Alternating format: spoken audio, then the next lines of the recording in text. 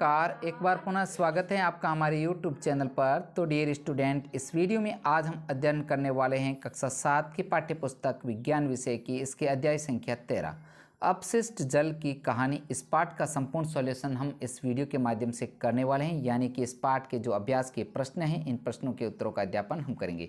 तो dear student, video को शुरू करने से पहले अगर आप हमारे चैनल पर नए हैं, चैनल को सब्सक्राइब जरूर कीजिएगा।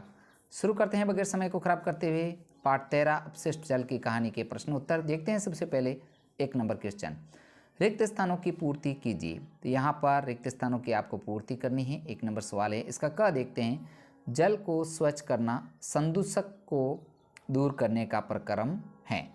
नेक्स्ट एक, घरों द्वारा निर्मुक्त किए जाने वाला अपशिष्ट जल वाहित मल कहलाता है। रिक्त स्थान में आपको भरना है वाहित मल।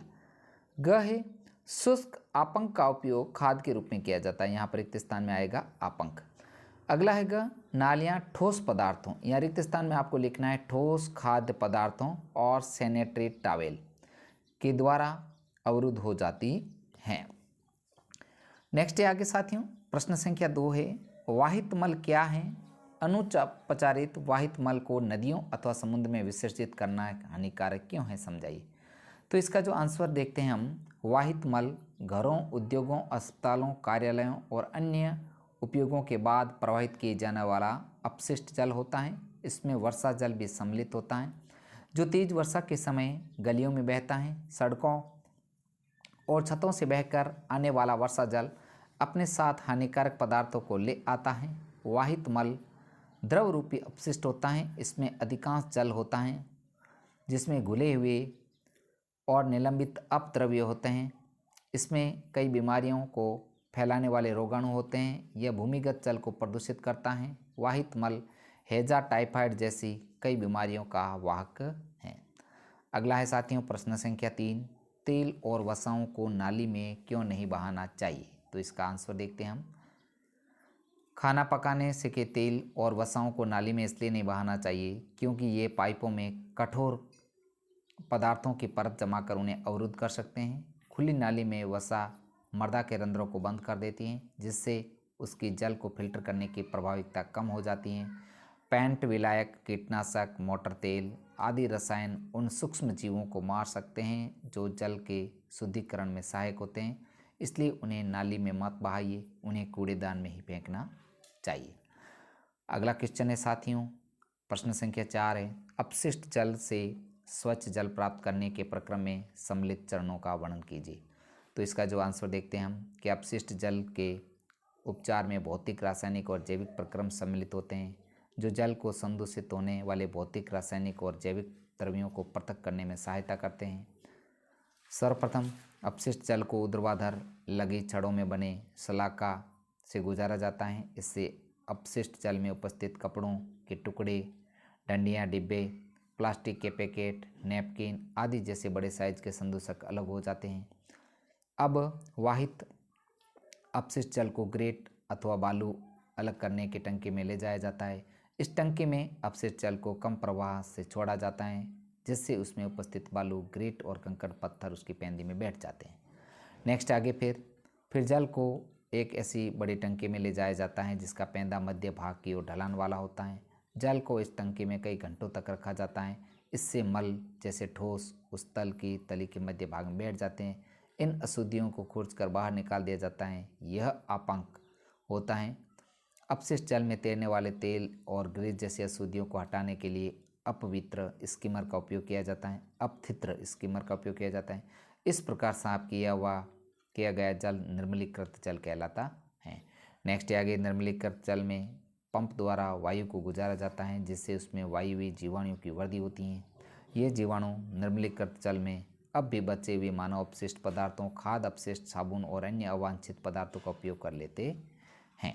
इस प्रकार थोड़ा क्वेश्चन का आंसर बड़ा है, लेकिन फिर भी आपको इसको स्किप करके नहीं देखना है और पूरा देखना है ताकि आपको ये अच्छे से समझ में आ जाए। फिर अगला साथियों प्रश्न संख्या 5 है, आपंक क्या है, समझाइए कि इसे कैसे उपचारित किया जाता है। तो इसका जो आंसर है, टंकी में जल के शोधन के दौरान जल को इस टंकी में कई घंटों तक रखा जाता है, जिससे मल जैसे ठोस उस तली के मध्य भाग में बैठ जाते हैं। इन अशुद्धियों को खुरच कर बाहर निकाल दिया जाता है। यह आपंक होता है। आपंक को एक पृथक टंकी में स्थानांतरित किया जाता है जहां यह अवायवीय जीवाणु द्वारा अपघटित हो जाता है। इस प्रक्रम में उत्पन्न होने वाली बायोगैस का उपयोग ईंधन के रूप में अथवा विद्युत उत्पादन के लिए किया जा सकता है। नेक्स्ट आगे प्रश्न संख्या 6, अनुपचारित मानव मल एक स्वास्थ्य संकट है, समझाइए। अनुपचारित मानव मल स्वास्थ्य संकट का एक कारक है। इससे जल और मृदा का प्रदूषण हो सकता है। सतह पर उपलब्ध जल और भौमजल दोनों मानव मल से प्रदूषित हो जाते हैं। भौमजल कुओं, ट्यूबवेल, नलकूपों, झरनों और अनेक नदियों के लिए जल का स्रोत हैं। इसके कारण इनमें हैजा, टाइफाइड, पोलियो, मेनिंजाइटिस, हेपेटाइटिस और पेचिस जैसे रोग पैदा होते हैं। नेक्स्ट साथियों 7 नंबर प्रश्न है जो जल को रोगाणुनाशित या रोगाणु मुक्त करने के लिए उपयोग किए जाने वाले 2 रसायनों के नाम बताइए। तो जल को जो रोगाणुनाशक किए जाने वाले रसायन हैं, एक क्लोरीन का छिड़काव जल में और एक ओजोन। नेक्स्ट आगे साथियों प्रश्न संख्या जो 8 है, अपशिष्ट जल उपचार संयंत्र में शलाका छन्नों के कार्यों को समझाइए। तो इसका जो आंसर हम देखते हैं, अपशिष्ट जल में बड़े आकार के कई संदूषक जैसे कपड़े के टुकड़े, डिब्बे, प्लास्टिक की थैलियाँ, नैपकिन, डंडियाँ आदि विद्यमान होते हैं। इस अपशिष्ट जल को ऊर्ध्वाधर लगी छड़ों में बनी शलाका छन्नों से गुजार कर पृथक किया जाता है, जिससे बड़े आकार के संदूषक अपशिष्ट जल से अलग हो जाते हैं। नेक्स्ट साथियों प्रश्न संख्या 9, स्वच्छता और रोग के बीच संबंध को समझाइए।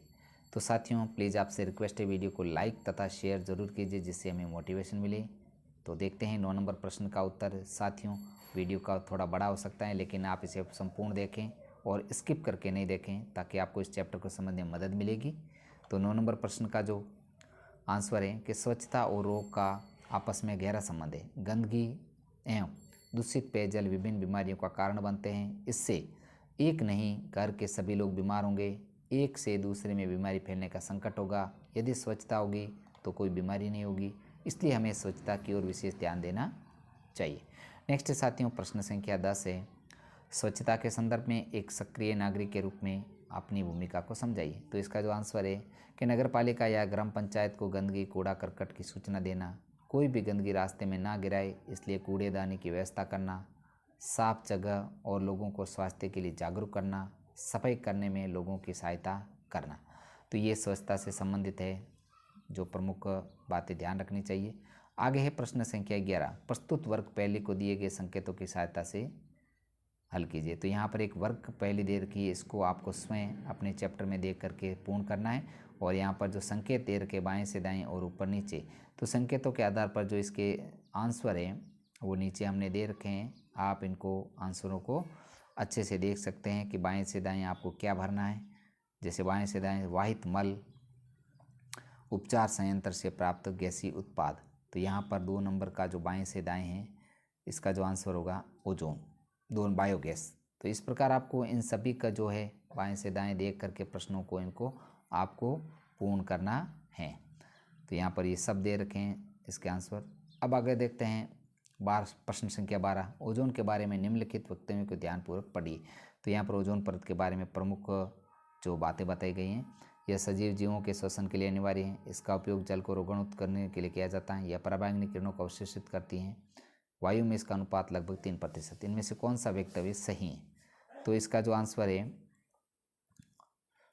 हम देखते हैं 2 नंबर आंसर है ख और ग। ख और ग जो आंसर है ये एकदम सत्य है। तो प्रिय साथियों, इस प्रकार हमने इस वीडियो में जो कक्षा 7 की विज्ञान विषय की पाठ्य पुस्तक है, इसके अध्याय संख्या हमने 13, जो इस पाठ का अंतिम, जो इस किताब का अंतिम पाठ है, पाठ 13 अपशिष्ट जल की कहानी, इस पाठ का हमने साथियों संपूर्ण सॉल्यूशन किया है। तो प्लीज़ साथियों आपसे रिक्वेस्ट है, वीडियो को लाइक ज़रूर कीजिए जिससे हमें मोटिवेशन मिले। और हाँ, आपको कक्षा 7 के विज्ञान विषय के संपूर्ण जो पाठों के वीडियो हैं मेरे चैनल की प्लेलिस्ट में एक साथ मिल जाएंगे, वहाँ से भी आप उनका अध्यापन कर सकते हैं। साथियों मिलते हैं नेक्स्ट वीडियो के साथ में। धन्यवाद।